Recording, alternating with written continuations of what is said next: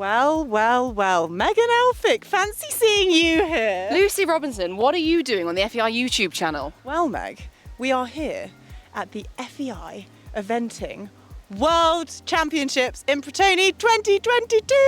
Woo!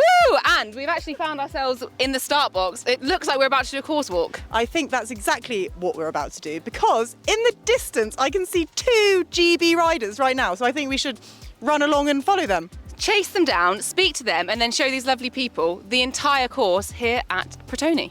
Let's go. We are at Fence 1. We've bumped into a rider, and this time it is Tom McEwen. Lucky us! So Tom, we did watch you earlier absolutely nail your dressage. Well done. So now we're out on the cross country. How many times have you walked it so far? This is my third. Probably pop around again this afternoon, and then once in the morning. So yeah, good times. These guys. Pop around. Yeah, just Love pop it. around. These guys are super fit. You don't realise here that the course is like hilly, And long. But we've only got to Fence 1 so far, so we don't actually know. We don't actually know. Fence 7, what's your thoughts?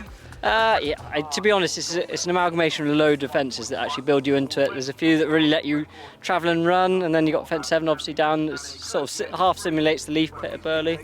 You just got to make sure that you're in balance, and actually the thinking rider will come off much better, I think, tomorrow than the one that sort of gets on it and goes too big and too bold. Yeah, definitely a sit up, sit back and kick on. That's maybe how me as an amateur would ride it. Tom, do you think there's any fences on course that are perhaps a bit deceiving? Maybe when you're walking them they don't look too bad, but they might catch a few people out? Yeah, for sure. I think there's plenty of places that can catch you out. It's sort of like a 3-day to begin with, and it gets you going, and then it actually turns into a bit of like a short format course. Real sharp, intense. The train's real bad, like the camber's real off camber. So actually, I think there's loads of places, to be honest. It sort of just keeps building you up into it, and you just need to stay sharp, focused, balanced as much as you can, and actually just look after your horse underneath you, because I think even though to us this ride's real spongy, it rides a bit dead, and actually I think time will play a huge part in it. Well, yourself and Toledo de Cursa, make sure you get some rest tonight. Sure. No partying, and we'll be cheering you on tomorrow. Absolutely. Best of luck, and thank you for your time. No problem. Thank you very much. So we're just at Fence 2 here, and it might look like a nice, inviting little oxer, but I can confirm from having a little snooze inside of it that it's pretty beefy. So we are at Fence 4, which has involved, so far, galloping up and around some pretty beefy fences. I would say this is the first kind of question. This will get the rider's eyes in and focused, and but there is another option to the left also, which again is the same similar thing, but who knows what route the riders will pick. I guess we'll have to stay tuned and find out.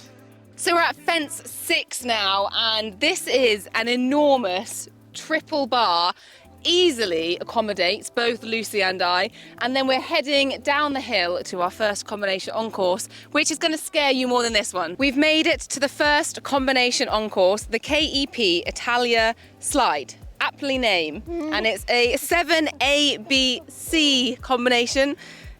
Would you, Lucy? Would I? Absolutely never in a million years. What you guys cannot see is the sheer decline of this cavernous drop below us, and then not only that, you then have to get your stuff together to then ride a double of arrowheads, which just is it's I would say it's a bit of a test, wouldn't you? So your answer was no. Are we going to attempt to walk down here? I think we've got to give it a go. Should we do our striding too? I personally think you can walk this, but perhaps Laura will give us a bit of an insight on how on earth you go about walking when the hills are so steep. Do you walk strides? No, just trying to actually stand upright is enough of a challenge, let alone trying to walk distance. And obviously the way we walk down it is kind of how the horses are going to be, you don't know.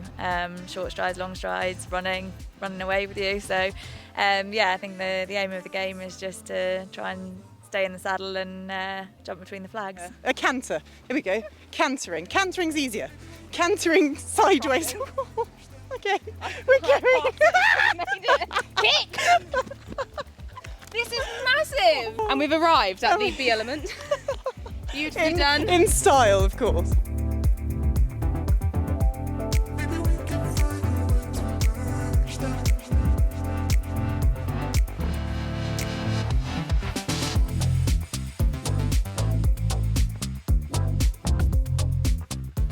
we've made it up the incredibly steep hill to 11A, B, C and D.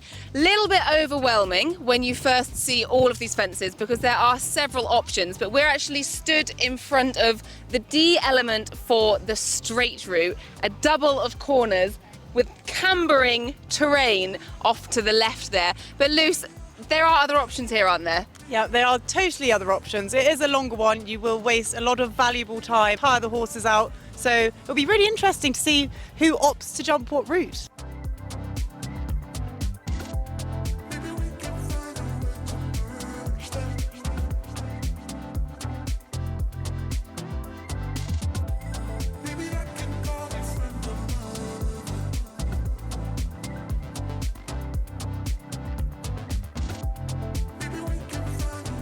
So we have got to fence 16 on the course and we've bumped into two GB riders, Ros and Yasmin. It's so nice to meet you guys. Thank you so much for stopping and chatting. I'm on walk number 4. Wow. Yep.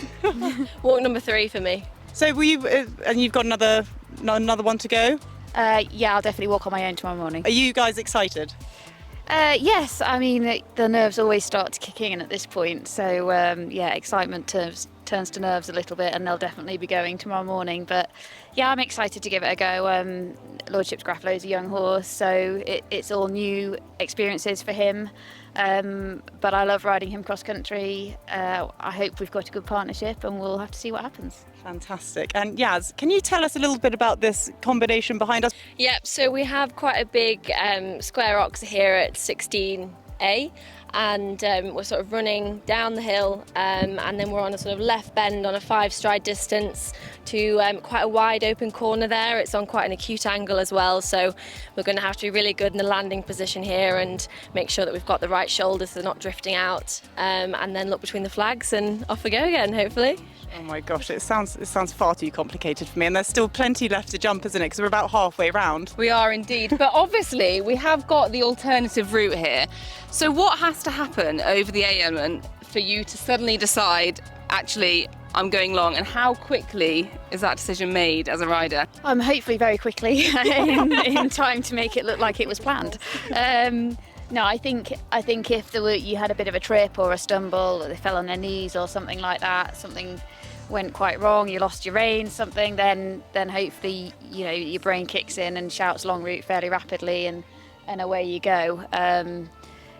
Plan A always is to try and go direct. We're all competitive. We want to try and get as close to the time as possible or inside the time. And I think if we're going to stay competitive as a team, we need to be, gunning for the direct routes. But yeah, it's all about being quick on your feet and surviving to start with, and then being fast secondly.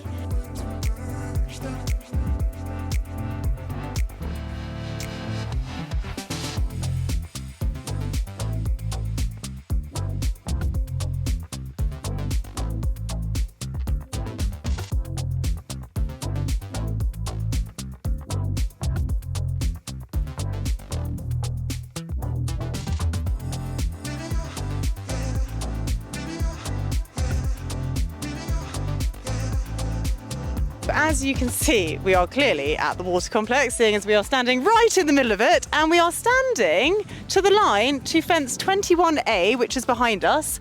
You then go over the mound, out the other side. Into more water, up the bank to C and B and C, and then a very acute angle to D, and then gallop away.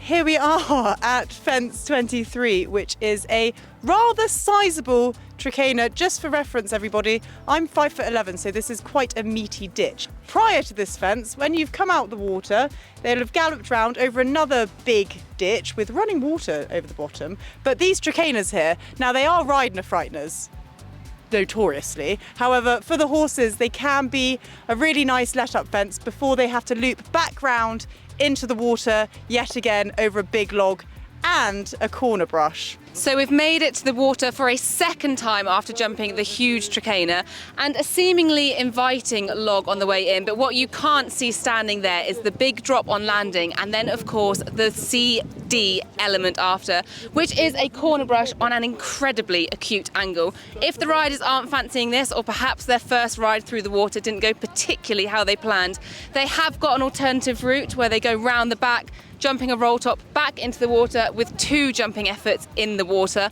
Obviously more tiring for the horse, so it'll be very interesting to see what the riders opt for.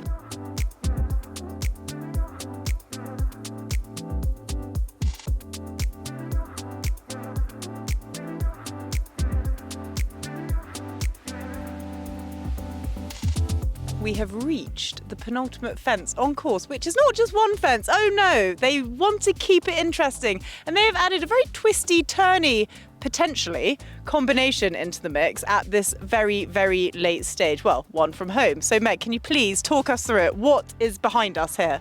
Well, behind us, Lucy, is actually the direct route. So these are the Pratoni horses. It's fence 29 A, B, C, D.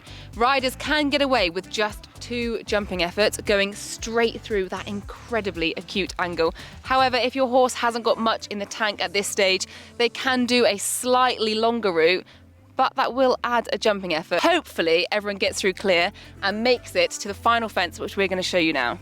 We have made it, fence 30. Fingers crossed we see lots of horse and rider combinations clearing this one. But Lucy, we've made it to the end. What are your thoughts on this beautiful course here at Pratoni?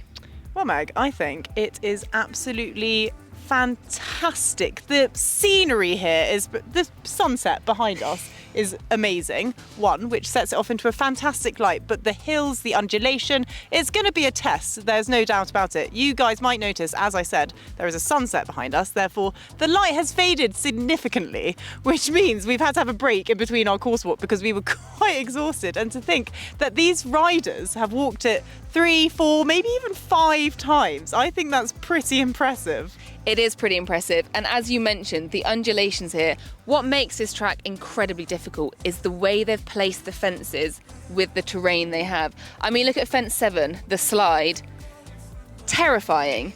With terrifying. The hill on landing, and it is non-stop from there. Every fence, the horses and the riders are thinking, there's so many options.